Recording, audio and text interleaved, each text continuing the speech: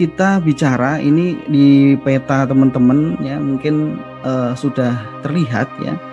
Jadi kalau yang berwarna merah ya, itu adalah di masa Rasulullah ya, wilayah Islam, wilayah daulah pada masa Rasulullah. Kemudian di oranye ya, oranye agak tua ya, itu adalah di masa kekhilafahan Rasyidah atau keempat Khalifah Rasyidah ya. Kemudian yang oranye agak muda ya, itu adalah di mana kekuasaan Islam di masa Umayyah ya, Bani Umayyah. Nah, garis merah itu adalah penaklukan atau rute ya, dikatakan rute ya, jalur pembebasan ya, di masa Rasulullah dan kekhilafahan ya, artinya khilafah Rasyidah, khilafah yang 4 itu.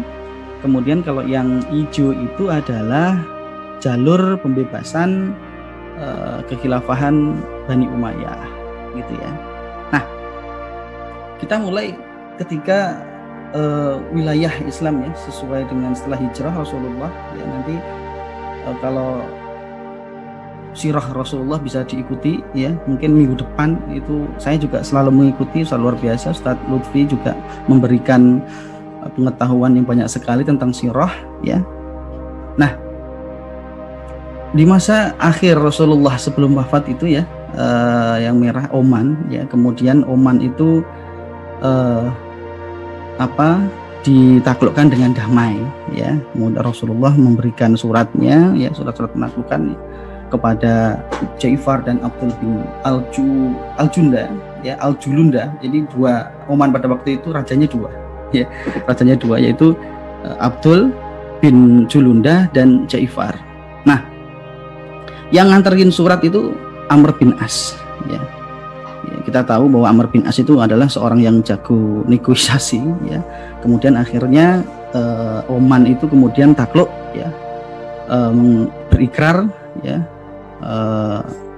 masuk ke dalam wilayah daulahnya Rasulullah Madinah pada waktu itu ya. Kemudian di masa akhirnya juga Rasulullah mengutus Mu'ad bin Jabal ya, yang sebelumnya itu Ali ya, diminta berdakwah di Sana'a ya, itu yang paling bawah itu jalur merah yang paling bawah ini ya, ke Sana'a, kemudian ke Yaman ya. Itu yang diminta ke sana itu adalah Mu'ad bin Jabal. Ya, itu kemudian setelah itu setahun kemudian Rasulullah ya wafat ya. Kemudian digantikan oleh Abu Bakar. Nah, di masa Abu Bakar ini yang dimana 2 tahun, tapi 2 tahun yang luar biasa, penuh dengan ini ya, tantangan ya dan cobaan di abad-abad di awal-awal pemerintahan Abu Bakar. Kemudian harus menumpas para pengemplang zakat, artinya orang-orang yang nggak mau bayar zakat, orang-orang murtad ya. Di masa sebenarnya di akhir masa Rasulullah itu sudah ada ya. Kemudian terjadilah perang Yamamah ya, orang-orang Riddah itu, orang yang murtad ya, diperangi. Kemudian setelah selesai persoalan internal tersebut, Abu Bakar As-Siddiq radhiyallahu an ya, kemudian menyiapkan ya pasukan-pasukan futuhatnya ya. Abu Bakar kemudian membagi beberapa detasemen di situ, beberapa kali pemberangkatan ya. Yang pertama untuk membebaskan Syam dan Persia ya, di awal-awal pemerintahan Abu Bakar. Nah, mungkin kita lihat kemudian ini jalurnya pembebasan Syam ya. Di situ kita lihat ekspedisi Syam ini pada tahun 634 ya, itu dibagi jadi 4 ya pemberangkatan. Pertama Yazid bin Abu Sufyan ya, kemudian tujuannya itu Damaskus ya. kemudian Amr bin As ya, Palestina, Surahbil, kemudian Busra, kemudian Abdah bin Jawah ya, tujuannya Home. Yang nantinya ya pada di lapangan nanti itu ketika di masa perjalanan ya, peperangan dan sebagainya itu nanti bertemu di perang Yarmuk ya dengan pasukannya Khalid bin Walid. Pasukannya Khalid bin Walid juga sebelumnya diperintahkan oleh Abu Bakar ya Asy-Siddiq untuk membebaskan Persia ya. Pada waktu itu Syam itu dikuasai oleh Bizantins yaitu Romawi Timur ya, kemudian Persia itu menguasai sebelah kanannya seperti itu. Jadi jalurnya kalau Khalid bin Walid ini jalurnya ya dari mulai ketika beliau diperintahkan, nanti mungkin ada detailnya pembebasan di Persia. Ini jalurnya ketika Khalid bin Walid ya diminta oleh Abu Bakar membantu pembebasan di Syam.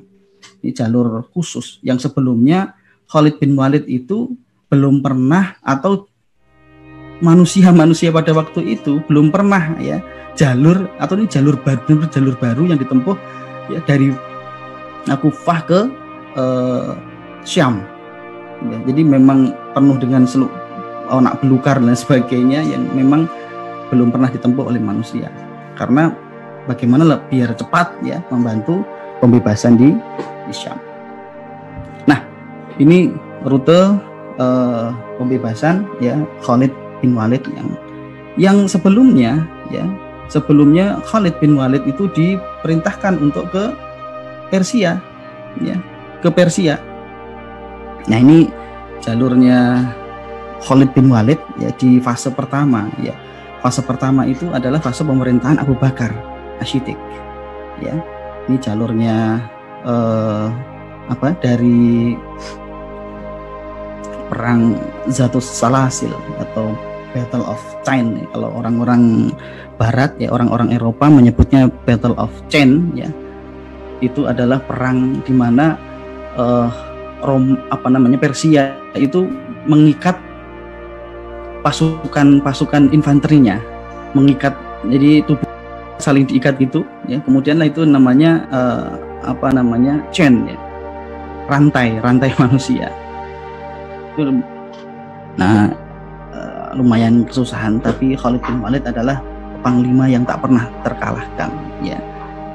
Beliau adalah Syaifullah al-Maslul. Kemudian sampai Firos ya. Di Firos inilah kemudian Khalid bin Walid ya ketemu perang di situ antara Romawi ya sama Persia bersatu untuk melawan Islam. Nah ini 12 peperangan ya ketika fase pertama pembebasan Persia. Perang Zatus Salasil, perang Mazar, perang Walaja, Ulais ya. Perang Ulais ini adalah perang di mana banyak sekali ya musuh yang tewas ya. Kemudian akhirnya Hirah ditaklukkan ya. Kemudian Al-Anbar ya menuju At-Tamur, Damul Jandal, perang Muzayah, perang Sani, perang Zumail dan Firos.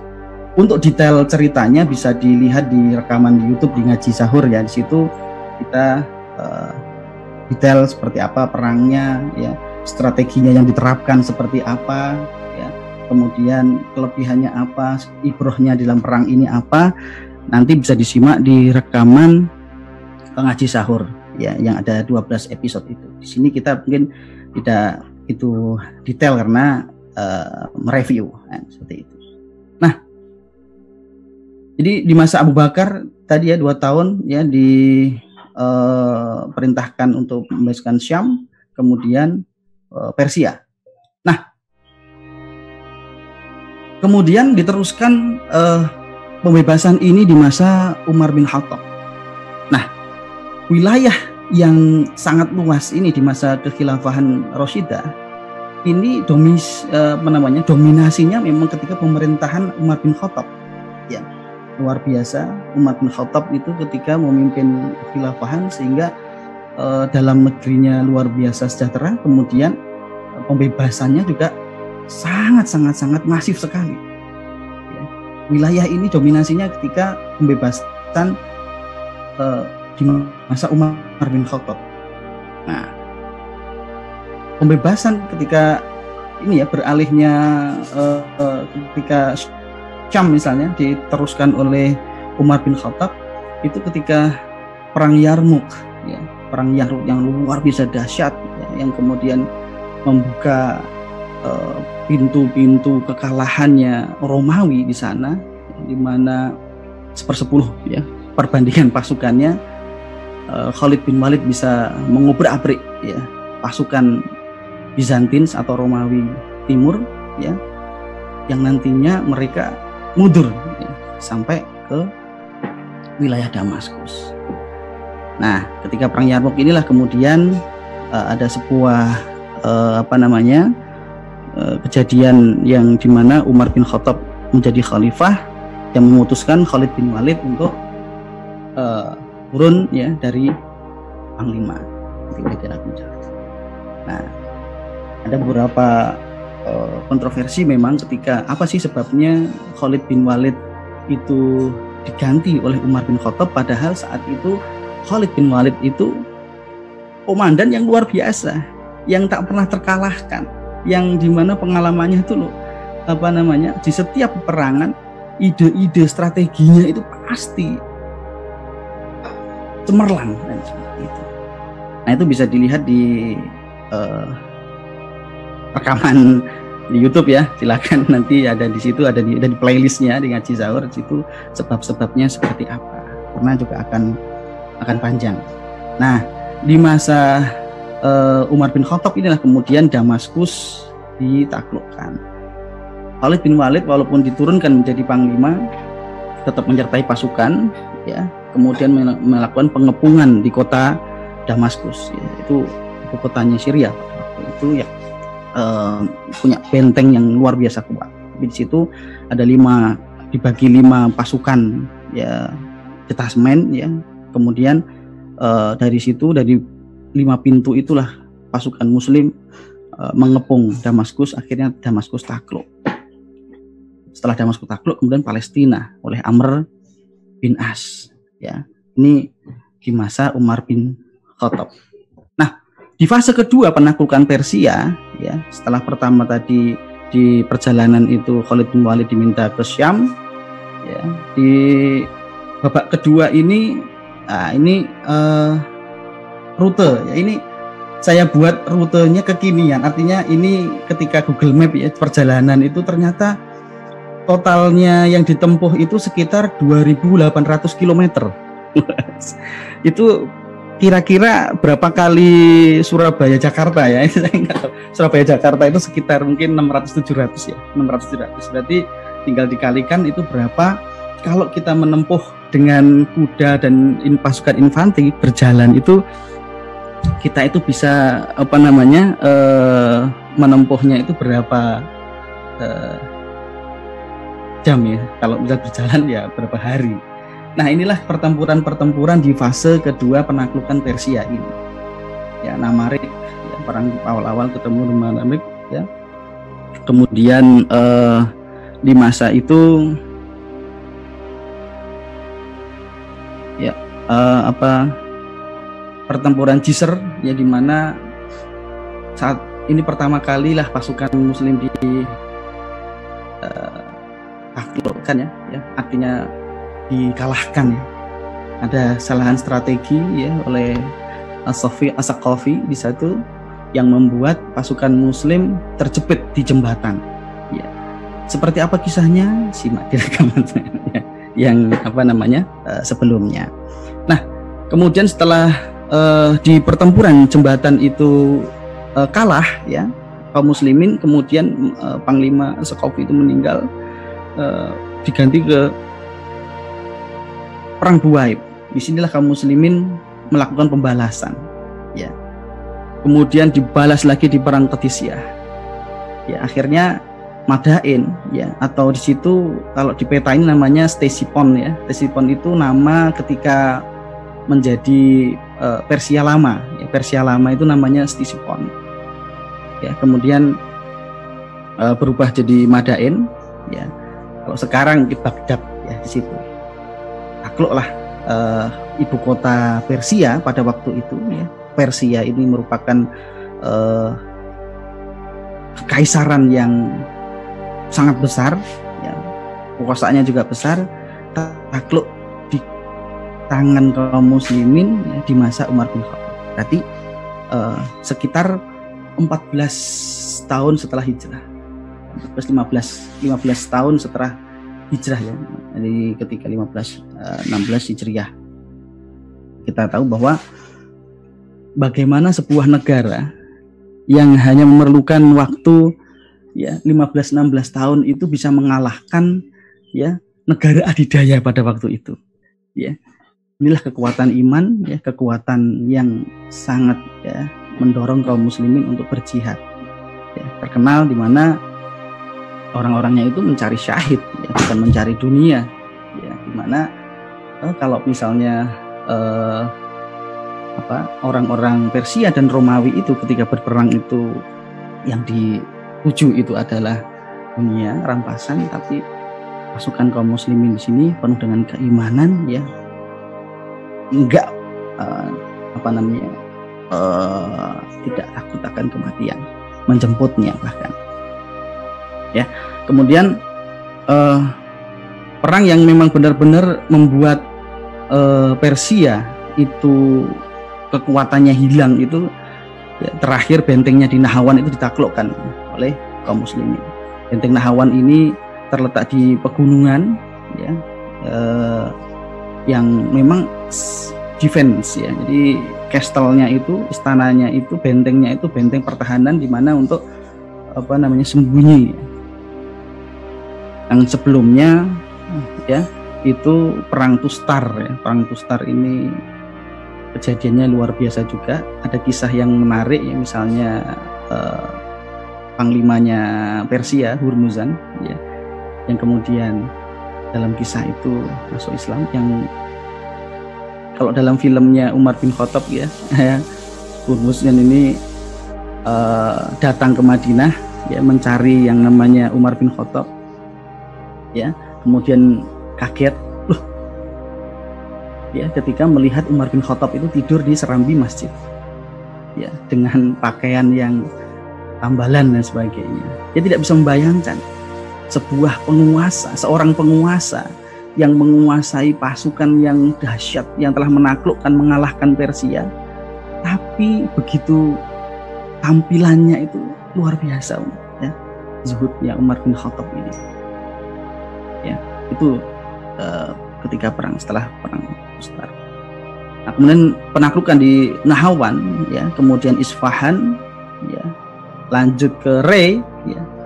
Mungkin sekarang sini Iran ini sudah masuk. Kalau sekarang ya Iran di Teheran itu Isfahan, kemudian Qom, Tabaristan, nanti sampai ke Azerbaijan.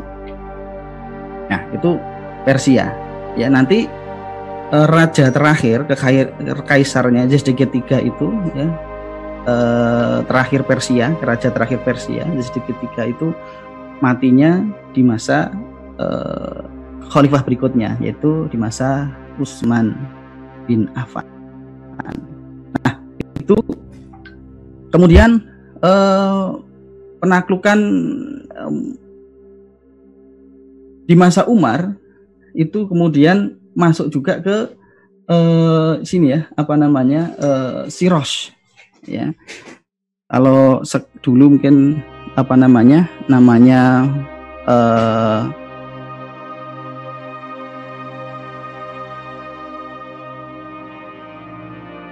Ahwas ya, ke Ahwas ya, itu Salamah ya. Kemudian Khorasan ya, di sini sebelah sini ya, Khorasan ya, ditaklukkan oleh Ahnaf bin Qais ya. Ahnaf bin Qais ini luar biasa, seorang kalau kita lihat di Syiar Alam An-Nubuwwah itu, beliau itu banyak sekali meriwayatkan hadis ya dari Imam Bukhari ya, Ahnaf bin Qais.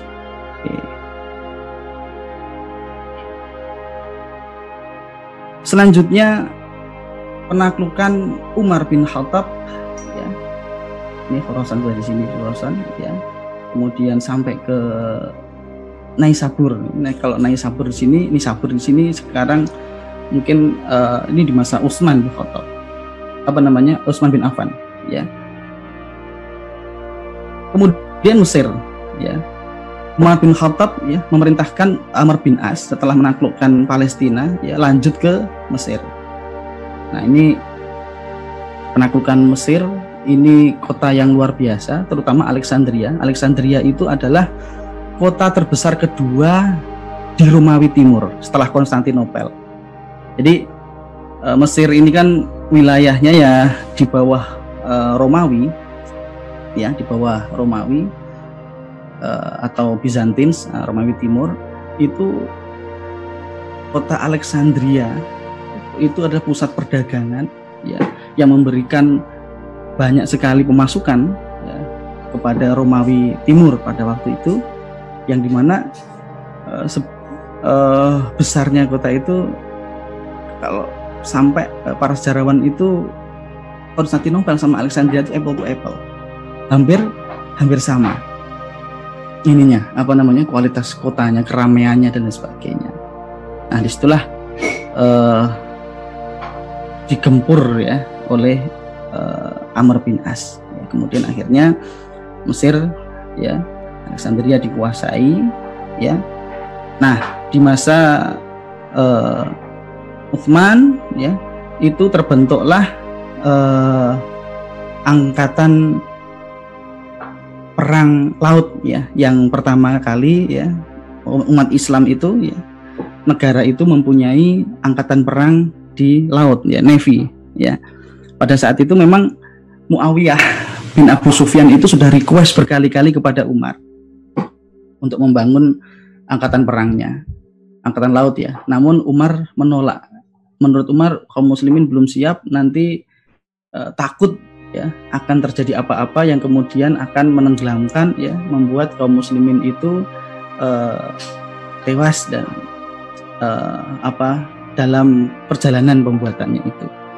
Namun di masa Utsman ya, permintaan Muawiyah ini sebelumnya memang Utsman menolak juga ya, tapi Muawiyah begitu getolnya ya, memberi pengertian kepada Utsman bin Affan bahwa pentingnya angkatan laut ya, sampai kepada Muawiyah ya bin Abu Sufyan itu ngomong kepada Utsman, "Wahai Utsman, gonggongan anjing orang-orang Siprus itu sampai di telinga kami ketika bangun tidur ya." Dimana Siprus itu kepulauan ya, yang dimana kalau mau ke sana ya harus pakai kapal. Gimana kita mau menaklukkan Konstantinopel kalau nggak punya kapal ya? Karena Muawiyah bin Abu Sufyan memendam luar biasa ya, keinginan kuat untuk menaklukkan Konstantinopel. Tercatat 2-3 kali ya Muawiyah itu menyerang Konstantinopel melalui Siprus ini juga ya. Akhirnya Utsman bin Affan itu memberikan izin ya untuk membuat sebuah armada perang yang besar. Tapi ada syaratnya ya. Ketika berlayar untuk menaklukkan ya di atas kapal, Muawiyah harus menyertakan istrinya. Supaya apa? Supaya nggak sembrono ya, hati-hati ya. Dia di kapal itu bareng sama istrinya ya. Artinya kalau mungkin hati-hati ya, jangan sampai kehilangan istrinya. Mungkin Utsman maksudnya adalah supaya Muawiyah itu berhati-hati bin Abu Sufyan. Nah, kemudian nanti di masa Utsman bin Affan itu juga ada pertempuran yang sangat besar di laut ya. Pertama kali kaum muslimin head to head dengan 700 kapalnya Romawi ya, Timur, Bizantium, yang dimana dinamakan perang Zatus So'ad ya, perang tiang kapal. Strateginya strategi otodidak ya, pada waktu itu Abdullah bin Abi Sarah ya itu membuat strategi, karena sebelumnya itu belum nggak berpengalaman ini. Ya wes, gimana supaya perang di laut ini serasa di darat. Akhirnya perang kapal-kapal kaum muslimin itu dipepetkan di kapal-kapalnya Romawi ya, sampai tiang-tiangnya itu beradu ya, ditaleni ya, seperti itu. Yang kena membuat bahwa antar galangan itu sudah kayak daratan. Nah disitulah sampai kepada anaknya Heraklius itu sampai terluka dan mati ya, ketika melarikan diri. Perang pertama di laut yang suksesnya luar biasa. Ini di masa akhir Utsman bin Affan. Nah, ketika di masa kekhalifahan Ali bin Abi Thalib ya, kaum muslimin agak permasalahan di dalamnya itu luar biasa yang harus diselesaikan, sehingga di masa Ali ini nyaris tidak ada pembebasan, nyaris tidak ada futuhat. Ya. Nanti futuhat berikutnya ya diteruskan oleh Muawiyah ya, atau Bani Umayyah. Ya, ini yang kemudian panahnya hijau ya, panahnya hijau ini. Mulailah penaklukan di Afrika Utara ya. Pertama kali ya, ini panglima-panglimanya ya, Muawiyah bin Huday, kemudian dilanjutkan oleh Uqbah bin Nafi. Ya, Uqbah bin Nafi ini 2 kali ke sana ya, karena kemudian dicopot ya, jadi panglima, digantikan oleh Abul Muhajir Dinar. Ini seorang bekas maula ya, budak, tapi punya kemampuan luar biasa juga di dalam manajemen peperangan dan manajemen logistik serta leadershipnya, sehingga bisa strategi-strategi pendekatannya dia itu merangkul orang-orang Berber ya, orang-orang Amazigh Berber. Nah, kemudian Uqbah bin Nafi dipilih lagi menjadi panglima, meneruskan penaklukannya ya, akhirnya karyawan ya, kota di Tunisia yang gede di situ, Karyawan ya, sampai sekarang kotanya luar biasa ya, membangun kota di sana ya, Uqbah bin Nafi. Kemudian diteruskan oleh Zuhair bin Qais al-Balawi ya, dan disempurnakan oleh Hasan bin Nu'man ya. Seluruh Maghreb Ifrikiyah ini di tangan Hasan bin Nu'man itu takluk ya. Terakhir peperangan Hasan bin Nu'man itu di Kartaga ya, itu sampai mengalahkan raja Berber yang terakhir, yaitu seorang dukun perempuan, yaitu Dihya ya. Dihya seorang dukun atau penyihir. Kemudian ketika mengalahkan Dihya ini, 2 anaknya, jenderal-jenderalnya Berber ini direkrut ya dan masuk Islam. Kemudian nantinya itu akan membantu penaklukan di Spanyol ya, melalui Musa bin Nusair. Musa bin Nusair pada abad 79 Hijriah ya, ditugaskan ya untuk memimpin Afrika Utara ya, utama dia di Tangier. Kemudian Musa bin Nusair ini mengangkat Tariq bin Ziyad ya sebagai wali di sana. Nah, nanti ceritanya lengkap bisa dilihat di episode episode Afrika Utara. Ini beberapa episode Mesir, episode Afrika Utara. Nah, setelah menaklukkan Afrika Utara, kemudian kaum muslimin melihat benua seberangnya, yaitu Al-Andalus ya. Al-Andalus ini jalurnya ya, mungkin saya bisa jalurnya. Nah, ini jalur penaklukan di Andalusia ya. Ketika Musa bin Nusair ya terakhir menaklukkan, kemudian membangun kekuatan kapal-kapal, menambah kekuatan kapal-kapalnya ya di beberapa membangun dok ya, itu pembuatan kapal di Tunisia dan di Alexandria itu dikirimkan ke sana karena sudah izin dengan khalifah pada waktu itu ya, akhirnya berhasil menyeberang ya. Kisah lengkapnya memang ada di episode penaklukan Andalusia, tapi secara garis besar ya rute penaklukannya seperti ini ya. Yang garis merah itu adalah rute pembebasan penaklukannya Tariq bin Ziyad ya.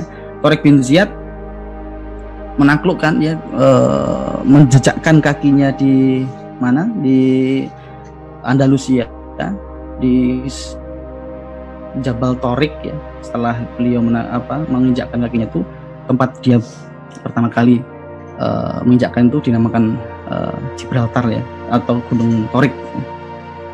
Terus kemudian melakukan penaklukan ke Cordoba, Ecija, sampai kemudian ke Toledo. Nah, memang ada sedikit miskomunikasi ya dengan Musa bin Nusair. Pada waktu itu Musa bin Nusair memerintahkan, kamu berhenti aja di Cordoba, nanti tak susul. Nah, gitu kan ya. Tapi Tariq bin Ziyad, wah nanggung ya. Rajane wis mati ya, rajanya sudah meninggal ya. Kalau nggak cepet-cepet ibu kotanya ditaklukkan, pada waktu itu Visigot ya. Andalusia ini dikuasai oleh kerajaan Visigot. Ya, rajanya sudah meninggal di Guadalete, di perang Guadalete. Kita taklukkan sekalian. Makanya Tariq bin Ziyad kemudian langsung menuju ke Toledo atau Tulaitulah ya kalau orang Arab menyebutnya. Ya, oke lah ya. Setahun kemudian Musa bin Nusair nyusul ya, membawa pasukan lebih besar ya untuk membantu penaklukan Tariq bin Ziyad.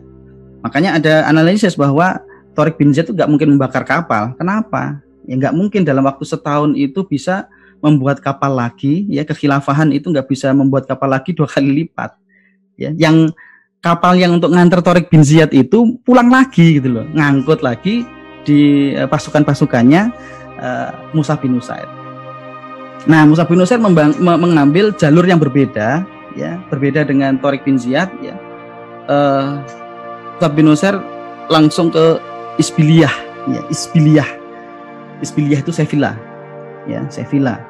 Takluk di sana dalam sebulan, mengepung Sevilla, kemudian maju ke Merida ya, kemudian ke Seguela, akhirnya bertemu setahun kemudian bertemu Tariq bin Ziyad di Toledo ya.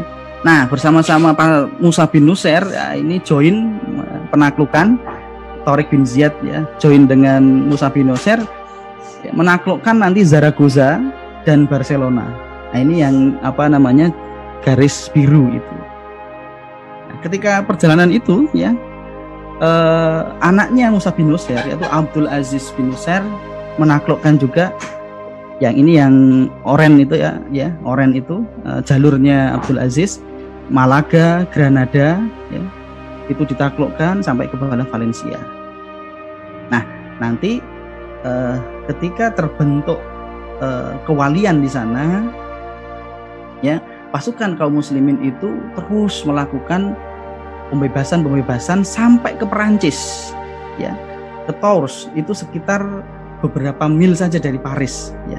Namun ya di bawah Abdurrahman Al-Ghafiqi ya, di Battle of Tours, di kota Tours atau di dekat Poitiers ini, kaum muslimin mengalami kekalahan yang sangat menyedihkan ya. Banyak sekali syahid di sana, maka disebut perang Balatus Syuhada ya. Artinya tempat para syuhada, syahid ya. Beberapa ribu meninggal syahid di sana. Namun nanti dilanjutkan lagi ya. Di masa gubernur-gubernur selanjutnya, penaklukannya itu sampai kepada Italia, yaitu di kota Turin. Turin itu sebagian sudah ditaklukkan oleh kaum muslimin dulunya. Ya. Nah, seperti itu. Itu terakhir kemarin di ngaji sahur kita sampai ke Spanyol ini ya. Nah, saya akan melanjutkan lagi ya di masa penaklukan di masa Umayyah ya. Yaitu kalau kita tadi dari sini, dari Eropa ya, kita ke daerah ya Asia Tengah, di mana dulu adalah wilayah-wilayah yang dikuasai oleh Persia, ya, Turki, ya, kerajaan Turk dan sebagainya. Oke, wilayah tersebut ya dinamakan Transoksiana. Transoksiana ini kayak misalnya gini, kita nyebutkan daerah Syam. Ya kalau sekarang ya Syam itu beberapa negara, ya ada Palestina, ada Yordan, ada Lebanon dan sebagainya. Atau orang Eropa menyebutnya Levant, ya Levante, Syam.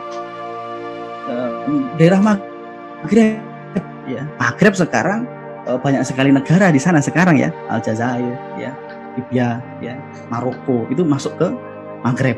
Nah, Transoksiana ini adalah sebuah wilayah ya di masa-masa lalu ya di mana yang terletak di Asia Tengah. Kalau sekarang mungkin sebabnya di Asia Tengah. Ya. Nah, ini kalau negara-negara sekarang mungkin kalau dikonversikan Transoksiana itu dengan kondisi sekarang, negara-negara bangsa itu mungkin berada di negara Kazakhstan, ya, Uzbekistan, ya, kemudian Turkmenistan, ya, Tajikistan, Kirgistan, ya, yang Kistan itu, atau berkas wilayah Uni Soviet pada waktu itu yang memang pernah dikuasai, Transoksiana ini pernah dikuasai oleh Uni Soviet. Nah, daerah ini sebenarnya disebut Transoksiana itu adalah di mana daerah, para sejarawan menyebutnya ini daerah paling subur ya di seluruh dunia ini ya, daerah Transoksiana. Kenapa? Di situ ada sebuah sungai ya, yaitu Sirdirya dan Amudirya. Nah, atau orang menyebutnya Jaihun sama Saihun ya. Nah, daerah di antara dua aliran sungai inilah yang namanya Transoksiana, ya, yang memang kondisinya itu sangat, katanya belum terkenal indah ya. Ada pegunungan di sana dicampur dengan banyak lembah-lembah yang dimana tanahnya itu sangat subur, ya, mata airnya dan sebagainya, sehingga membuat orang itu wilayah ini itu wilayah yang panas terus, ya.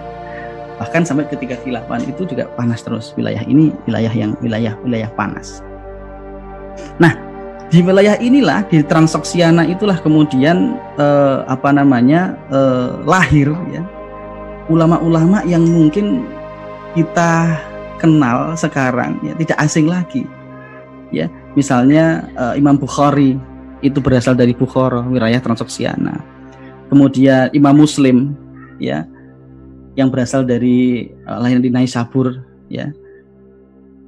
Kemudian Al-Baihaqi ya. Kemudian An-Nasai, beliau dari Nasa, dari daerah Transoksiana juga.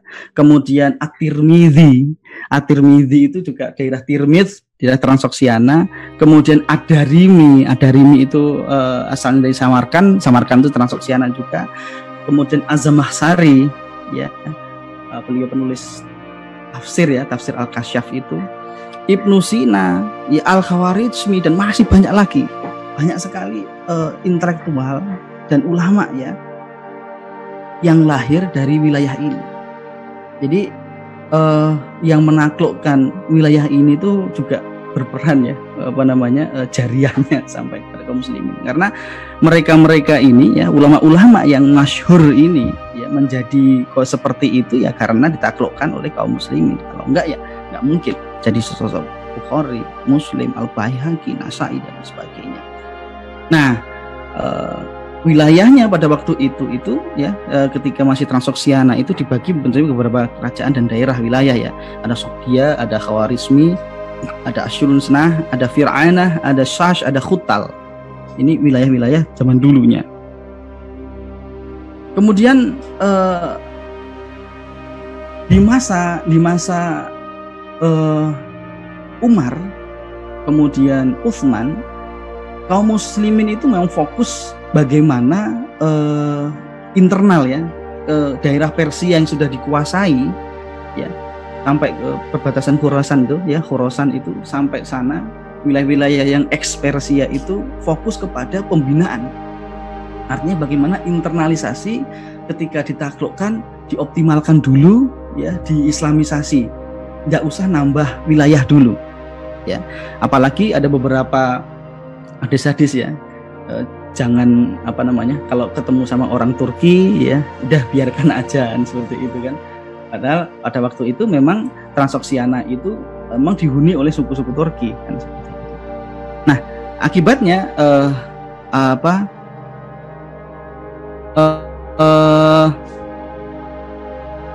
penaklukan itu, ya, ketika di masa kekhalifahan itu berhenti di situ. Nah, ya, dilanjutkan lagi, ya, itu di masa Muawiyah, ya, atau Bani Umayyah, ya. Pertama kali, ya, ada beberapa stage, ya, beberapa fase, ya, ketika fase penaklukan ini. Yang pertama, ya, Al-Hakam bin Al-Amr Al-Ghifari, atau umur 4 tahun 670, ya, ini menaklukkan Jauzan, kemudian pasukannya itu langsung ke Turhastan menuju ke pegunungan Ghor. Pegunungan Ghor itu yang berada di atas Jaihun itu, ya, Sungai Amudarya, ya, sampai kemudian wilayah Saghe atau Sagonian, ya. Nah, di sana dia berhasil mengusir Fairuz, ya, yang kemudian lahir kemudian ini adalah tokoh Persia. Kemudian yang kedua, Ar-Rabi' bin Ziyad. Ar-Rabi' bin Ziyad itu meneruskan perjuangan, ya, pendahulunya Al-Hakam bin Al-Amr Al-Ghifari, ya.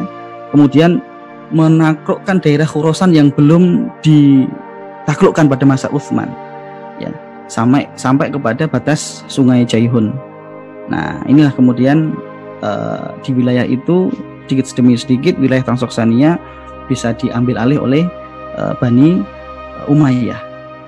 Kemudian fase ketiga pada abad 54 Hijriah atau 673 Masehi, ya, pemerintah di Bukhara, ya, ini atau daerah Bukhara di dekat Samarkand itu berhasil dikuasai, tapi cuma menguasainya sebentar, ya. Jadi memang ada berkali-kali pasukan Muslim itu bukan sekali menaklukkan, tapi berkali-kali. Contohnya misalnya di wilayah Afrika Utara tadi, itu suku Berber itu ditaklukkan berkali-kali, ya. Ditaklukkan Uqbah bin Nafi, ya, kemudian mereka murtad lagi, akhirnya dibaleni lagi, diulangi lagi penaklukannya oleh Hasan bin Nu'man. Akhirnya benar-benar terinternalisasi Islam, ya, benar-benar dikuasai. Jadi ketika melakukan pembebasan itu belum tentu wilayah daulah khilafah itu terbentuk di sana, tapi masih dalam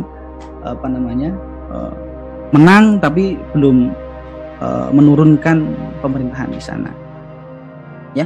Kemudian yang keempat, Sa'id bin Utsman bin Affan, putranya Utsman bin Affan, membebaskan kota Tirmiz, ya, asal dari Imam Tirmizi ini, ya. Tapi kemudian ketika melanjutkan ke Samarkand, ya, Sa'id bin Utsman bin Affan ini syahid, ya, meninggal. Kemudian dilanjutkan lagi Salam bin Ziyad, ya. Salam bin Ziyad ini melakukan pembebasan di kota Khwarizm, ya.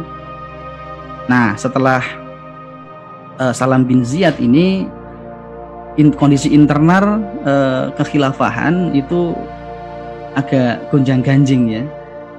Pasca kematiannya Yazid bin Muawiyah, artinya ada muncul dua khalifah, ya, yang mungkin kita tidak bahas di sini, yaitu Ibnu Zubair, ya, yang mendeklarasikan kekhilafahan di Hijaz. Nah, itu agak sedikit di tahun ini sama ketika proses pembebasan di Afrika Utara. Pembebasan di Afrika Utara juga berhenti, ya, ketika ada kasus dua khalifah di sini, ya. Namun akhirnya nanti bisa diselesaikan, ya. Ibnu Zubair, ya, itu dihukum, ya. Kemudian akhirnya penaklukan itu dimulai lagi, ya. Diutuslah Al-Mahlab bin Abi Safaroh, ya. Ini kemudian menaklukkan Kanda, Yanjin, ya. Kemudian ya Al-Hajjaj, ya, Yusuf bin Hajjaj ini, ya, yang menguasai daerah Basrah, ya. Itu Khurasan itu pada waktu itu di bawah Basrah atau Irak, yang kemudian mengeksekusi Ibnu Zubair juga, ya. Itu setelah menguasai Khurasan, kemudian Mahlab bin Abi Safarah ini diberhentikan, ya. Nantinya kemudian ditunjuk pemimpin baru, ya, panglima baru, yang dimana di bawah tangannya itu Transoksiana itu takluk seluruhnya dan diterapkan pemerintahan Islam di sana, yaitu adalah Qutaibah bin Muslim. Nah, Qutaibah bin Muslim, ya, menaklukkan keseluruhannya, ya, wilayah Transoksiana ini sekitar 10 tahunan, ya. Memang lumayan lama juga, tapi lebih lama Afrika, ya, Afrika Utara itu puluhan tahun, ya. Nah, tahap pertama ada beberapa wilayah, ya, yang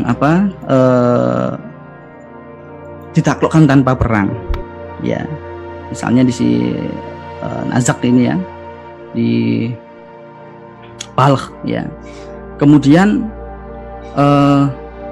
Raja Takhrastan, ya, Raja Naizak ini takut, ya, sama Qutaibah bin Muslim, akhirnya mau bekerja sama, mau bernegosiasi atau mau membantu pasukan kaum muslimin. Artinya dia takluk, ya, seperti itu. Nah, kemudian tahap kedua, ya, ini selang 2-3 tahun kemudian. Karena apa? Karena ini, ya, Qutaibah bin Muslim ini punya strategi yang memang memilih hanya musim panas saja, karena di wilayah ini itu ada salju, ya. Jadi musim panas saja bergerak. Selama musim dingin, ya, dia melakukan persiapan di internal, ya. Kemudian setelah musim panas baru bergerak, ya, mengadakan pemantauan, mengukur kekuatan lawan, mau ditakluk-taklukkan seperti itu. Nah, tahap kedua ini setahun kemudian itu Qutaibah mulai menyeberangi Sungai Jaizun, ya. Kemudian ada sebuah kejadian ketika menaklukkan daerah Baikan ini, ya. Daerah Baikan ini ada sebuah kisah yang dikisahkan di dalam sejarah itu, bahwa ada kepercayaannya Qutaibah, ya, Tanzar itu seorang kayak ini, ya, spy-nya atau dinas intelijennya Daulah itu disogok. Disogok supaya apa? Supaya mempengaruhi, ya, data-datanya itu dimanipulasi, mempengaruhi Qutaibah supaya menunda penyerangan di Baikan ini, ya, Baikan, ya. Kenapa, ya? Karena Baikan itu butuh persiapan, ya, untuk memanggil para aliensnya, sekutu-sekutunya untuk membantu, ya. Tapi kemudian intel ini berhasil diketahui, ya. Kemudian akhirnya Baikan dikalahkan, ya. Serang langsung, sekali serang kalah. Kemudian akhirnya Qutaibah setelah menaklukkan balik lagi ke base camp, yaitu ke Marwa tadi. Nah, baru berjalan 15 mil, ya, orang-orang Baikan, ya, ini murtad lagi, mengkhianati perjanjian, ya. Nah, di sana sebenarnya Qutaibah sangat marah sekali, balik lagi, kemudian diobrak-abrik, ya, Baikan itu. Bangunannya karena mereka orang-orangnya bersembunyi di bangunan dirubuhkan semuanya bangunannya. Tempat-tempat persembunyiannya dibakar, yang akhirnya membuat mereka itu menyerah, ya. Nah, setelah penaklukan Baikan ini, ya, si Raza Naizak yang pertama kali itu di tahap pertama tadi itu takluk, ya, itu berkhianat, ya. Kemudian Qutaibah sangat tidak suka ketika ada pengkhianatan tersebut, sampai diburu, sampai dia itu dihukum mati, ya, dihukum mati oleh Al-Hajjaj, ya. Nah, kemudian Qutaibah, ya, bin Muslim mengirim rombongannya pasukannya ke Khawarizm. Nah, Khawarizm ini takluk tidak dengan perang, yaitu dengan damai. Mereka mau, ya, untuk membayar jizyah. Nah, pada tahap ketiga, ini tahap terakhir, ya, Qutaibah ini menaklukkan wilayah, ya, terakhir, ya, setelah kemudian Samarkand taklukkan, kemudian daerah Farghana, ya. Nah, ada kisah menarik di Samarkand ini, ya, Qutaibah itu mengepung memang sangat lama sekali. Samarkand ini pasukannya kuat, pertahanannya kuat, bentengnya juga tangguh-tangguh, dikepung, ya, oleh Qutaibah bin Muslim, diserbu dengan manjanik. Wow, seperti itu, ya. Di tahap pengepungan mereka menyerah, ya, tapi kemudian Qutaibah bin Muslim ini memberikan beberapa syarat, ya. Yang pertama, jaminan ada 30.000 pasukan dijamin ditahan. Kemudian sisanya prajurit, ya, di kota itu diusir, artinya nggak ada lagi prajurit di kota Samarkand, ya. Kemudian mendirikan masjid di tengah kota Samarkand, dan nantinya kemudian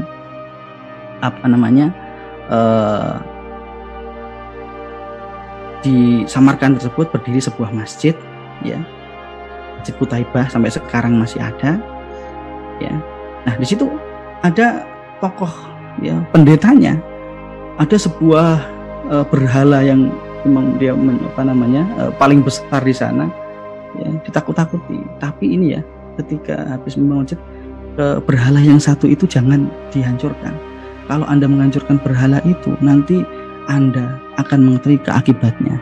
Nah, mendengar demikian, justru Qutaibah sendiri, ya, dengan tangannya, mana berhalanya, langsung dibakar, ya.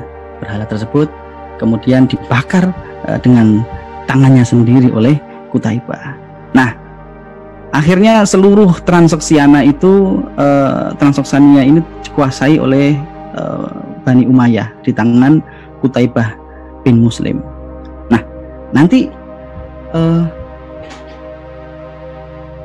lanjut, ya, Qutaibah ini kemudian karena berbatasan, ya, dengan pada waktu itu dinasti Tang, ya, di Cina, ya, itu mengirimkan utusan, ya, untuk, ya, ini, ya, sesuai dengan SOP penaklukan di dalam Islam, yaitu dipilih 3, ya, masuk Islam, bayar jizyah, takluk, atau perang. Nah, seperti itu. Nah, dinasti Tang ini kemudian menyerahkan daerah, ya, Kashgar, ya. Nah, sekarang ini mungkin di daerah Xinjiang ini, ya, prefektur Xinjiang, daerah Kashgar ini takluk, ya, di tangan kaum muslimin sejak era Bani Umayyah. Kalau sekarang ada ontrang-ontrangan di sana dan sebagainya, karena itu memang sedikit berbeda, ya, dengan kota-kota Cina yang lain, karena Kashgar ini sudah lama sekali menjadi daerah kaum muslimin, ya, walaupun memang penduduknya juga, ya, rasnya Uighur, daerah Uighur di situ, ya, karena ada namanya daerah prefektur itu daerah otonom, ya, kayak misalnya kalau sekarang di prefektur itu misalnya Jogja, Aceh dan sebagainya itu, ya. Nah, memang luar biasa. Nah, saking cepatnya, ya, ini ada sebuah kisah menarik juga ketika masa penaklukan Transoksiana ini, ya, saking cepatnya dakwah, ya, setelah ditaklukkan kemudian didirikan pemerintahan di Transoksiana, ini saking cepatnya Islamisasi, ya, dakwah pendidikan dan sebagainya. Ini ada masa di peralihan itu yang jadi lucu, yaitu apa? Orang-orang yang sudah Islam itu masih diambil jizyahnya, ya, diambil jizyahnya. Jadi mungkin bayar double gitu ya, zakat sama jizyah. Nah, ini berlangsung beberapa tahun, ya. Saking cepatnya, kekhilafahan butuh juga pasokan dana dan sebagainya. Nah, sampai kemudian di pemerintahan Umar bin Abdul Aziz, ya, penyelewengan ini, keanehan ini kemudian dihilangkan, ya. Marah ya Umar bin Abdul Aziz, ya, tahu bahwa kaum muslimin ada yang bayar jizyah, ya. Ini ditarik jizyah, sangat marah sekali, disuruh mengumumkan setiap daerah sampai menghukum beberapa orang gitu. Umar bin Abdul Aziz, ya, ini gimana ini ya. Kemudian akhirnya dikembalikan kepada aturan yang sebenarnya, yaitu orang-orang kafir yang telah masuk Islam itu sudah tidak bayar jizyah lagi, tapi bayar zakat saja dan sebagainya itu. Nah, inilah kemudian kejadian-kejadian yang memang luar biasa ya. Responnya orang-orang Transoksiana ketika mendapat Islam itu juga luar biasa. Dasarnya mereka juga cerdas sekali ya. Ini sampai lupa ini daerah ini dataran Cina ya. Ini daerah Kashgar. Ini yang saya merahin itu adalah daerah yang dikuasai oleh Qutaibah bin Muslim. Nah, di masa akhirnya ya, ketika ini hubungannya Al-Hajjaj ya, sama Qutaibah bin Muslim ini luar biasa dekat ya, karena yang mengangkat Qutaibah juga Al-Hajjaj. Ketika Al-Hajjaj itu meninggal, ada sebuah sedikit kegoncangan ya, apalagi ketika khalifahnya berganti waktu itu, Malik bin Marwan diganti oleh Sulaiman ya. Ada konflik ya, Qutaibah ada konflik dengan khalifah pada waktu itu. Yang memang ada beberapa versi ya, tapi mungkin intinya ada konflik dengan khalifah. Di akhir hidupnya Qutaibah ini dituduh bughad dan akhirnya dihukum mati. Nah, ini kisah tentang Qutaibah dan penaklukan di Transoksiana. Nah, mungkin sampai di situ, Mas Supri. Saya silahkan, monggo Mas. Ya baik Ustadz, ini ada beberapa hal yang ingin disampaikan Ustadz, ini yang ingin saya tanyakan. Nah, ini luar biasa nih ya, dalam 1 abad jangkauannya luar biasa sampai ke daratan Cina, menguasai ya Afrika, Eropa, Cina, Asia gitu ya. Ya Asia ini ya, ini sampai begitu luasnya ini jangkauannya dalam waktu 100 tahun. Bayangkan dalam waktu 100 tahun ini kan, apakah pernah ada peradaban manusia atau misalkan suatu kekuasaan yang bisa cepat ini perluasannya ini ada nggak Ustaz, atau hanya ada dalam Islam saja sebegitu cepatnya ini? Kemudian yang kedua mungkin yang harus ditarik pelajarannya apa gitu ininya tuh apa yang menjadi rahasianya atau yang menjadi kuncinya gitu ya, sehingga penaklukan itu begitu cepat bahkan dalam waktu tempo yang singkat ya. Ustaz silakan bisa ditanggapi Ustaz. Ya mungkin yang ini ya, kenapa mengakselerasinya luar biasa, dalam 1 abad kita sudah menguasai hampir berapa ini ya, hampir 3/4 ya dunia ya, seperti itu. Karena visinya tadi itu, karena negara itu ya adalah tugasnya itu adalah kebijakan politiknya itu adalah bagaimana menyebarkan Islam ke seluruh penjuru dunia ya, dengan dakwah dan jihad. Visi ini yang mungkin tidak dimiliki ya oleh negara lain. Fokusnya itu adalah dakwah, bagaimana wilayah tersebut itu bisa orang-orangnya yang berpenghuni di situ itu masuk Islam. Contohnya misalnya gini ya, kenapa kok Musa bin Nusair itu melirik Andalus, bukan ke bawah, bukan ke Afrika Tengah, Afrika sebagainya itu sampai Afrika Selatan. Ya, padahal di sana mungkin ini ya. Karena apa? Pilihannya itu kepadatan penduduk. Ya. Andalus itu lebih padat penduduknya daripada di Afrika yang belum ditaklukkan tersebut. Ya. Maka Musa bin Nusair itu memilih ya yang dimana penduduknya itu banyak, yang diislamkan itu nantinya banyak. Ya. Karena misinya dakwah itu ya Ustaz ya. Misinya dakwah. Misinya bagaimana supaya orang-orang itu masuk ke dalam Islam, seperti itu ya.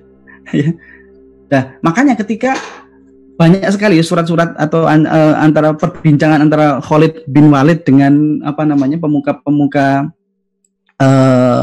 Persia ya. Ketika di sebelum perang Qadisiyah, di perang ini, bahkan di perang Yarmuk itu komandannya Romawi itu masuk Islam ya gara-gara ucapannya kenapa sih kok kalian itu mungkin gini ya, gak putih blas ya, nggak ada takut-takutnya gitu loh ya, karena mereka itu ada dua kenikmatan yang sama-sama nikmatnya ya. Kalau menang itu mulia, mendapat kemuliaan.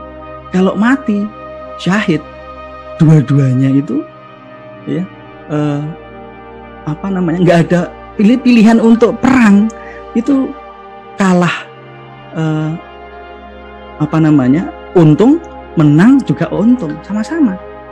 Jadi nggak ada lagi yang membuat mereka itu kemudian kalau Romawi, Persia ya, itu kan masih mikir-mikir ini nanti rampasan ya, apa yang dia dapat dan sebagainya. Nah, kalau pasukan kaum muslimin ya hajar aja seperti itu. Nah, ini visi politik negara yang memang sejak zaman ya Rasulullah, kekhilafahan ya Rasyidah, kemudian masa-masa Bani Umayyah ini benar-benar tertancap kuat di dalam hati para sahabat. Nah, sebenarnya pembebasan yang paling besar yaitu ya di 120 tahun ya, atau 1 abad ya, plus minusnya atau plusnya. Mungkin sejak Umayyah itu jatuh tahun 750 Masehi, yaitu sekitar 130 tahun kemudian setelah hijrah. Itu Islam, kekuasaan Islam itu yang paling besar itu ya ketika berhenti pada 1 abad pertama ini. Setelahnya misalnya Abbasiyah itu cuma nambah wilayah sedikit. Padahal Abbasiyah itu kan rentangnya itu kan lebih panjang ya, walaupun dinamis ya, karena ketika Abbasiyah itu juga wilayahnya itu mengkeret seperti itu. Tambahannya di luar yang ditaklukkan oleh Umayyah ini adalah Palermo. Palermo itu sebuah kota kepulauan Italia, pasti tahulah ya, Palermo ya, paling Italia. Nah, itu tahun 800 ya, atau abad keduanya, yaitu abad ke-9 Masehi atau tahun 820 itu ditaklukkan oleh Abbasiyah, Palermo. Ya, makanya kalau Anda mungkin ya ke Palermo itu peninggalan itu masih banyak sekali yang Islamian seperti itu. Itu cuma nambah Palermo aja ketika Abbasiyah. Ya. Nah, ini mungkin terkait juga dengan 3 generasi yang utama itu tadi, ya. 3 generasi utama kaum muslimin kan sahabat, ya, tabi'in, kemudian tabi'ut tabi'in. 3 generasi awal ini yang berada di 100 tahun pertama ini kan, di masa Umayyah. Ya. Kita kenal. Jadi para panglima-panglimanya itu bukan hanya sekedar ahli perang, tapi juga perawi-perawi hadis yang seperti itu kan. Juga orang-orang yang berilmu dan sebagainya. Ya. Kalau mungkin kita buka di Syiar Alam Nubala itu kan ada sekitar 850-an ini ya, biografi orang-orang dari masa sahabat sampai tabi'ut tabi'in. Nah, di sana itu orang-orangnya inspiring, baik jadi ketika jadi komandan atau orang-orang yang cuma jadi, misalnya bukan cuma ya, tapi itu jadi pasukan infanteri, ya. Ya bayangan aja ya, kalau tidak demi apa, tidak dengan keimanan, mana mungkin sih, ya, para sahabat-sahabat senior itu mau dipimpin oleh misalnya anak muda berumur 18 tahun, misal Usamah bin Zaid, ya. Usamah bin Zaid kan ini ya, awal-awal penaklukan perang dengan Romawi. Ya. Kalau bukan dengan keimanan, apa mau mereka itu ya lebih senior, tapi ini pendatang baru jadi jenderal, jadi panglima. Ini kalau nggak dengan keimanan yang luar biasa. Ini ya 100 tahun pertama ini karena memang dipenuhi oleh generasi yang dikhabarkan oleh Al-Quran dan As-Sunnah merupakan generasi terbaik. Mungkin itu, Mas. Luar biasa ya, Masya Allah ya. Baik, kemudian pertanyaan selanjutnya Ustadz, di jalur-jalur ini kan, jalur-jalur penaklukan ini pasti tersimpan ya, ada jejaknya. Yang paling ini ya, yang paling dasar mungkin jejaknya itu ya, jadi banyak mayoritas Muslim di sana gitu ya, banyak Muslim di sana. Namun kan di masa-masa itu, di tahun-tahun dulu ada pasang surutnya mungkin ya, termasuk mungkin ada jejak yang hilang gitu ya, seperti yang pernah Ustadz sampaikan, seperti halnya mungkin di Spanyol, Andalus seperti sekarang. Nah, Ustadz mungkin bisa disampaikan kembali kenapa bisa pasang surut atau bisa ada yang sampai jejaknya hilang gitu ya. Mungkin Ustadz singkat saja Ustadz. Ya, jadi kalau sekarang ya banyak sekali ya jejak yang hilang. Misalnya ini ya, Armenia itu adalah negara Kristen pertama di dunia, karena dia di Armenia itu ada gereja yang paling pertama ya, karena kerajaan Armenia itu kan kerajaan yang memang pertama kali mengadopsi Kristen. Armenia ini ditaklukkan di masa Umar dan Utsman bin Affan. Nah, sekarang ya Armenia ini beratus tahun ya di bawah kaum muslimin, kemudian akhirnya sekarang itu tinggal dalam satu negara itu cuma tersisa satu masjid biru ya di Armenia ini, padahal ya kota yang dulunya itu ya wilayah Islami seperti itu. Nah, kemudian daerah Eropa ya, kalau di kajian awal saya di ngaji sahur kemudian kan ada daerah Andalusia sama Yunani ya, Athena ya. Ada banyak sekali data ya, masjid-masjid yang jejaknya bukan hanya hilang tapi terkonversi. Masjid-masjid, ada puluhan ratusan masjid yang terkonversi menjadi gereja, itu di Andalusia. Kemudian kalau di Yunani ya, kalau di Athena Yunani itu kebanyakan masjidnya itu jadi museum atau jadi gudang ya. Silahkan disimak mungkin perjalanan saya di Athena dan di Spanyol di kajian awal-awal ngaji sahur. Di situ data-datanya saya berikan, masjid ini berubah jadi gereja ini, masjid ini seperti itu. Nah, kalau kita nilai apa sebabnya, ya mungkin yang disampaikan oleh dalam kitab Muqaddimah itu ya, bahwa ada 4 generasi ya dalam sebuah stase peradaban. Generasi pertama itu pembangun, generasi pertama perintis, generasi kedua pembangun, generasi ketiga penikmat, generasi keempat penghancur. Kira-kira kalau di Spanyol itu hampir sama kayak gitu ya. Ada ketika di mana masa-masa kaum muslimin itu terpecah belah, cinta dunia ya, takut mati dan sebagainya. Wilayah paling luas di Spanyol itu di masa Umayyah II Ya, artinya Umayyah II itu ketika Bani Umayyah itu diganti oleh Abbasiyah, kemudian masih tetap berjalan Umayyah ini ya. Kemudian Abdurrahman An-Nasir II itu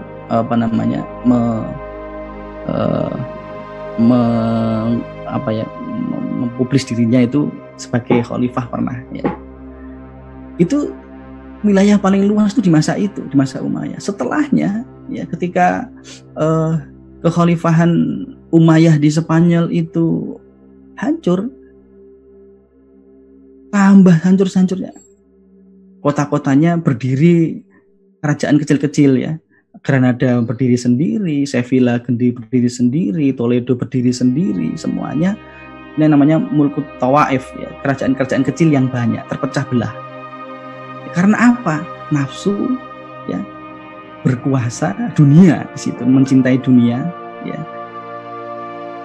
takut mati ya. Akhirnya banyak sekali pengkhianat-pengkhianat ya, demi dunia dan takut mati menggadaikan kepada musuh, mau jadi mata-mata demi singgasana. Ini terjadi ya, terjadi di Spanyol, di Granada, terjadi di mana-mana. Nah, nanti di Transoxania ini juga ketika setelah Bani Umayyah, ketika Abbasiyah sebentar gitu, Transoxania itu juga terpecah belah nantinya.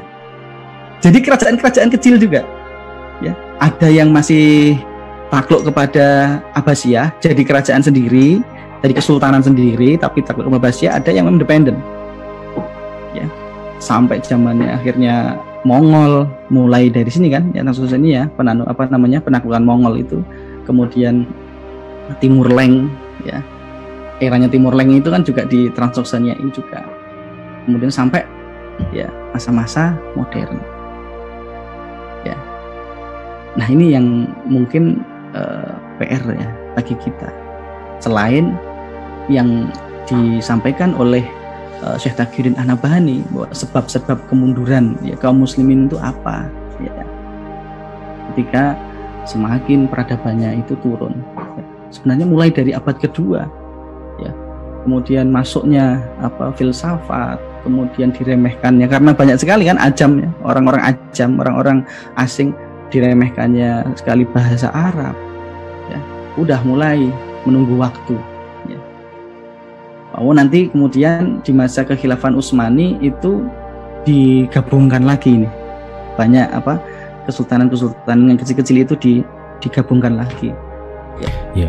Di masa Selim ya, di masa Selim itu kan jadi khalifah, jadi ada beberapa sultan ya, kemudian ketika Abbasiyah jatuh ya, Selim mendeklarasikan jadi khalifah, barulah kemudian Utsmani itu menjadi kekhilafahan Utsmani.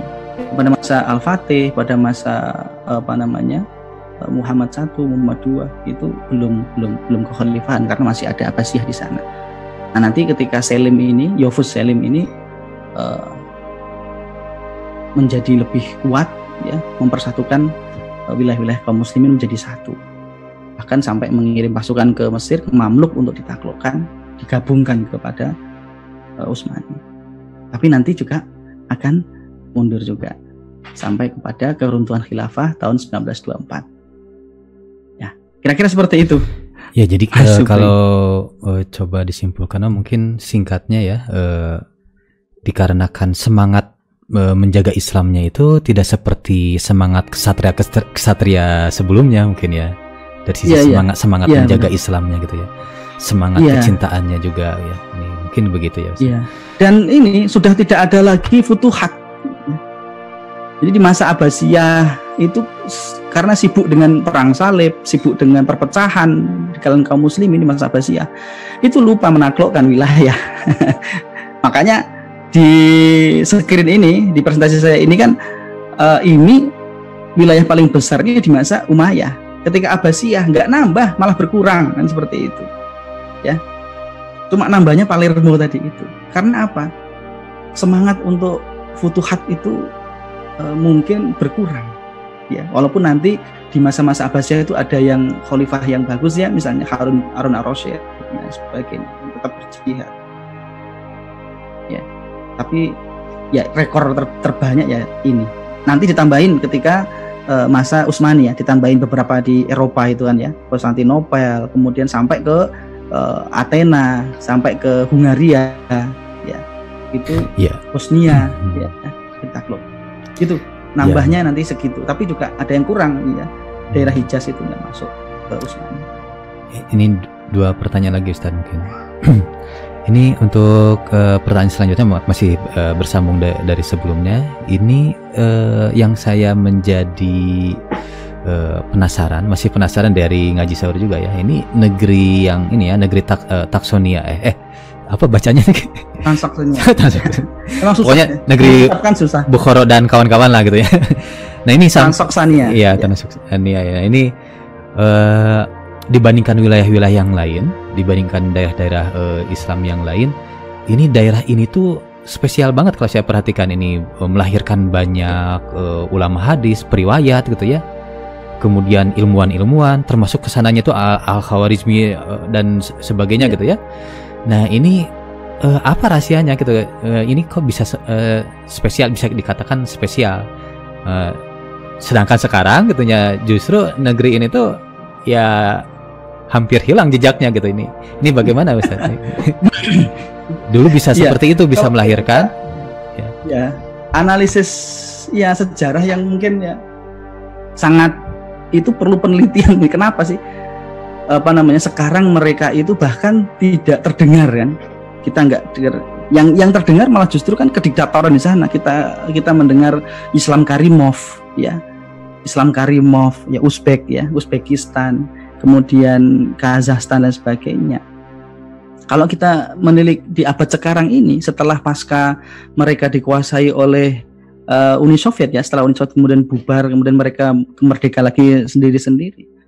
Memang kaum muslimin di sana sampai tak terdengar ya. Karena apa? Mereka meninggalkan identitasnya. Ya. Kalau di masa-masa awal penaklukan Transoksania, kemudian di abad pertama, kedua itu kemudian melahirkan ulama-ulama yang kalau kita bilang top ya, artinya jajaran ulama-ulama yang paling tinggi ya, di kalangan kaum muslimin. Orang pasti semua kenal dengan Bukhari, kenal dengan Muslim, kenal dengan Baihaqi, kenal dengan Nasa'i dan sebagainya. Nah ini mungkin Islam itu benar-benar dijadikan jalan hidup ya, jadikan kaidah qiyadah fikriyah di sana, sehingga dari situ terpancar ya ilmu-ilmu yang kemudian dihasilkan dari sana. Kemudian faktor why ya, mengapa mereka itu seperti itu perlu butuh sebuah, kalau sekarang dibandingkan sekarang ya, karena memang Islam tidak diterapkan di Transoksania sekarang, di Kazakhstan, di Uzbekistan, di Turkmenistan ya, di malah itu negara ya Tajikistan dan sebagainya, itu Islam hanya sama ya kayak di Indonesia. Sama pertanyaannya, kenapa kok di Indonesia itu Islam malah justru dipinggirkan? Bahkan kalau kita lihat ya, misalnya di awal-awal Islam tegak, misalnya di Madinah di ini, yang ada bahkan juga separuh-separuh, bukan seluruhan, malah justru di bawah pendudukan ya ekonomi Amerika, kapitalis juga yang diterapkan. Karena apa? Tidak bersatunya ya antara ruh dan mungkin perbuatan mereka ya, artinya mereka tidak menerapkan Islam, maka mereka itu hancur, tidak menjadi orang yang spesial. Nah, ketika di masa Islam ya, Nur ada menguasai Transoksania ini ya, yang diterapkan Islam ya, sehari-hari menggunakan aturan Islam, kehidupannya Islam, sehingga lahirlah ulama-ulama, lahirlah cendekiawan-cendekiawan yang merubah dunia. Ya, mungkin normatifnya seperti itu, Mas Supri. Ini maksudnya ini apa? Kenapa begitu spesial daerah ini tuh ya di masa itu gitu ya? Jadi, ya. Spesial. Karena kalau kita baca di ini ya, daerah sana itu memang berganti-ganti ini ya, peradaban dulu ya.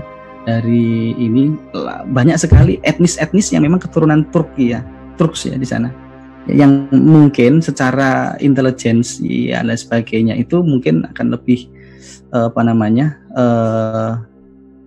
ini ya, karakternya ini mungkin karakter di sana, yang kemudian ketika Islam masuk itu menambahkan mereka itu jadi luar biasa ya. Itu tinggalan-tinggalan ilmu yang sekarang mungkin bahkan kalau masa dulu ya terakhir dikuasai oleh Rusia, Uni Soviet itu kan kuburannya Imam Bukhari aja kan tidak ditemukan. Akhirnya ada kisah ya, Soekarno itu kemudian datang untuk mencari kuburannya Imam Bukhari ya. Kemudian akhirnya sekarang bisa diziarahi seperti itu, Mas Supri ya.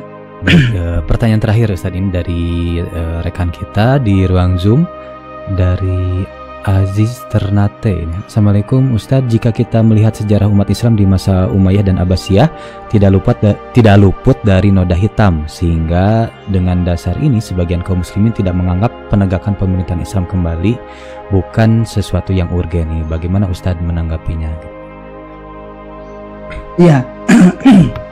Dalam masa yang sepanjang itu 14 abad pastilah ya, karena yang pertama daulah Islam itu daulah basyariah ya, artinya ya manusia itu tempat dosa ya, tempat lupa ya. Bahkan kalau kita bicara tentang jujur dalam sejarah ya, ada noda-noda hitam ya, misalnya ya seperti yang saya singgung tadi ya, Ibnu Zubair ya. Kemudian karena miskomunikasi, ketidaksukaan dengan, sebenarnya awal-awalnya memang di mana peristiwa Karbala ya, di Hasan, kemudian Husain ya, yang kemudian bersama keluarganya ini oleh Yazid, ada beberapa macam noda-noda sejarah seperti itu. Tapi noda titik-titik hitam sejarah itu sebenarnya tertutupi dengan keagungan peradabannya ya, keagungan ilmunya, keagungan peradabannya, yang dimana capaian-capaian itu di masa itu ya jadi negara leader ya. Nggak ada ya selama 14 abad itu ya sehebat negara kekhilafahan ya. Mungkin ada beberapa ini ya yang kemudian masa Mongol mungkin sedikit menjadi saingan, kemudian akhirnya Baghdad itu dikuasai dan dibakar oleh Mongol. Tapi di dalam lintasan-lintasan sejarah itu ya negara kaum muslimin itu menjadi corong dari peradaban, jadi pemimpin peradaban, sehingga titik-titik hitam atau noda-noda sejarah di dalam lintasannya itu nggak ada seberapanya ya, nggak ada seberapanya. Artinya kalau misalnya kita bulan-buletan itu ya titik-titik itu ada, tapi dari jauh itu udah nggak kelihatan kayak gitu ya. Ada misalnya kita bikin buletan merah ya, di situ ada titik-titik hitam ya, tapi yang dominan merah, dari jauh tetap aja warnanya merah ya, hitam itu nggak kelihatan, karena di situ hanya beberapa ini aja yang ada. Kecuali orang yang fokus lihat hitamnya ya, kecuali mau fokus mencari hitamnya tadi itu ya, yang warna lain nggak kelihatan kan, seperti itu kan. Ada memang orang-orang yang fokus kepada kelemahan ya, kemudian keagungan yang luar biasa itu akhirnya dilupakan. Contohnya misalnya ketika di Spanyol itu ya, di Andalusia, kapasitas Masjid Cordoba yang dibangun oleh ya pertama awal Abdurrahman Ad-Dakhil ya, membeli lahan di samping gereja ya. Ini tidak menghancurkan ya. Awal-awalnya Masjid Cordoba itu dibangun itu ya dibeli wilayahnya oleh Abdurrahman Ad-Dakhil. Tapi nanti dalam perjalanan waktu gereja ini dibeli lagi, dihancurkan untuk perluasan Masjid Cordoba. Kapasitas jamaah ya Masjid Cordoba itu 10.000. Di mana penduduk kota Perancis itu ya 10.000. Jadi ya, jamaahnya di Masjid Cordoba itu kapasitasnya 10.000. Nah, di mana dalam kondisi lain kota Paris pada waktu itu, Perancis, penduduknya itu cuma 10.000. Artinya apa? Loh, satu masjid itu udah mengalahkan satu kota di Perancis. Nah, nanti di masa Abdul Nasir II itu ada kotanya kota di dunia. Artinya kota itu kota yang kemajuannya itu tak tertandingi di dunia. Teknologinya, ya, kemudian tata kotanya dan lain sebagainya itu Madinah Az-Zahra. Sekarang tinggal reruntuhan, ya, di dekat Cordoba sana.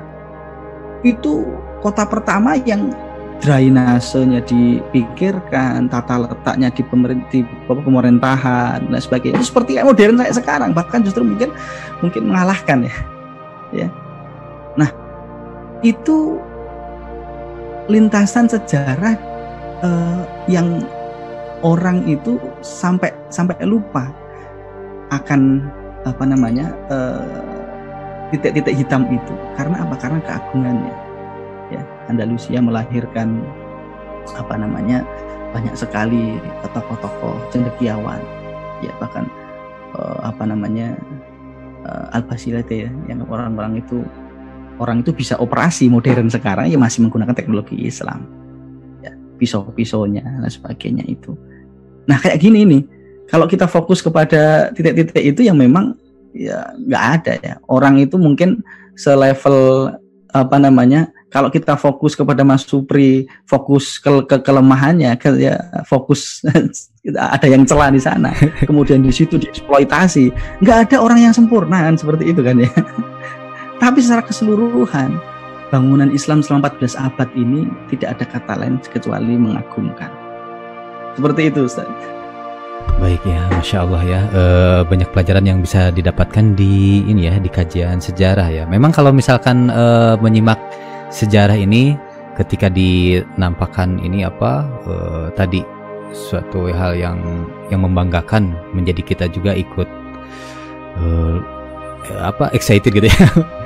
Tapi terkadang kalau misalkan di masa-masa tadi yang ketika jejak-jejaknya hilang, suka ngenes nih, Ustaz. Ketika ada cerita jejak-jejak itu hilang, tapi ini jadi pelajaran bagi kita, ya. Sebagaimana ada perang Badar, ada perang Uhud, ya. Kenapa perang Uhud bisa dalam tanda kutip dikalahkan gitu, ya. Itu kan jadi pelajaran bagi kita supaya kita ke depan tidak seperti itu gitu, ya, dan bisa mengambil pelajarannya untuk menjadi lebih baik. Nah, mungkin itu, ya, Ustadz. Baik, Ustadz, terima kasih. Barangkali ada yang ingin disampaikan sebagai penutup, closing statement, mungkin 1 menit, Ustadz, silakan.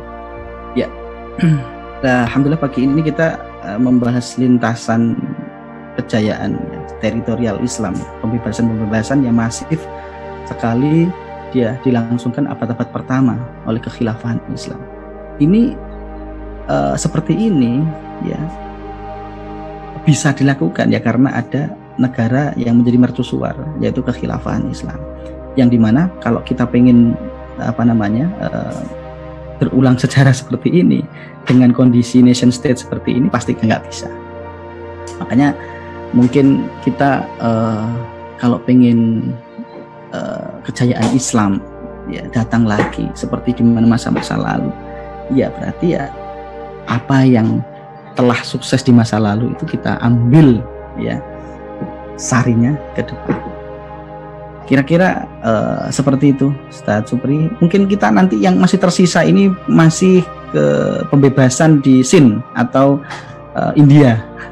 Ya, mungkin nanti pertemuan ke depan, ya, kita ulik bagaimana sih pembebasan di India, dan kemudian mungkin lintasan carut marut, ya, mungkin kita ketahui juga, ya, artinya kita itu ada di masa perpecahan juga, ya, di masa Abbasiyah, ya, banyak sekali perpecahan juga. Ini juga sekedar pengetahuan yang memang, ya, itu untuk kita ketahui supaya tidak dilakukan, supaya tidak terulang, ya, kayak gitu, ya. Ada memang masa-masa yang menyedihkan di kalangan muslimin. Oke, mungkin demikian. Kalau ada yang salah saya minta maaf, ya, insyaallah